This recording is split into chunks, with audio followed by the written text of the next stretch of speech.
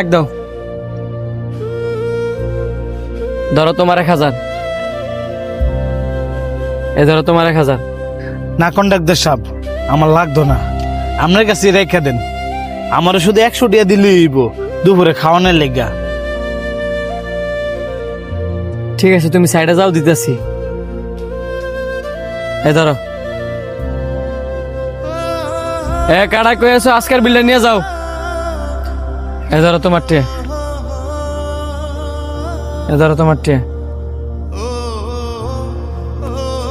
100 টাকা ফেরত দাও। না কন্ডাক্টর সাহেব, পুরোটা আপনার কাছে রেখে দেন।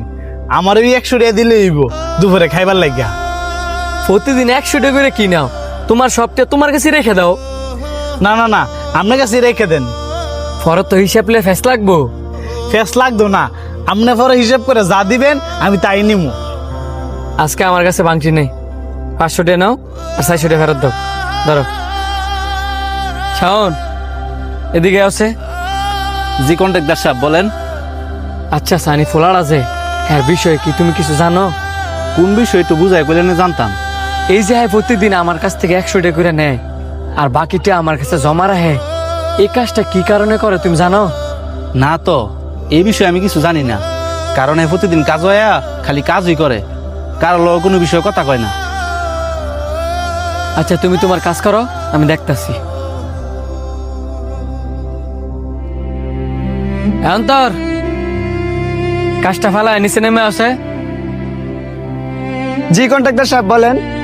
আমাদের সাইডে যে সানি নামের ফোলাটা কাজ করে, হ্যাঁ, যে প্রতিদিন আমার থেকে 100 টাকা নেয় আর বাকি টাকা আমার কাছে জমা রাখে, এই কাজটা কেরে করে তুমি জানো?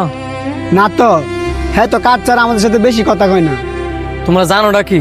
যাও। এ ধরো।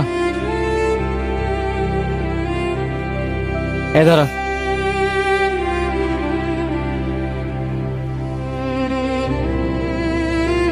এ ধরো। না লাগতো না, আপনি প্রতিদিনের মতন আমার 100 টাকা দিলেই হইব। আরে ধরো, তোমার টের জিম্মি আমি রাখতে পারতাম না। কেরে কন্ডাক্টর সাহেব, আমি কি করছি? আরে তোমার পরিশ্রমের টিয়া আমার কাছে দিয়ে রাখবা কি লিখা? সবাই কাম শেষে টিয়া লেগে পাগল হয়ে জায়গা, আর তুমি কি না তোমার টিয়া আমার কাছে দিয়ে রাখো? আমি তোমার টিয়া রাখতে পারতাম না। আমি আজকে আছি, কালকে নাও থাকতাম পারি। মানে? আরে বেড়া, আজকে আমি বাচ্চা আছি, কালকে আমি বাচ্চা নাও থাকতাম পারি। তখন তোর ঋণ পরিশোধ করবো গাড়ায়। কন্ডাক্টর সাহেব, আপনি মরে গেলে কোন দায় দেবেন নাই। বৃষ্টি নামতেছে, তুই সাইডে আয়।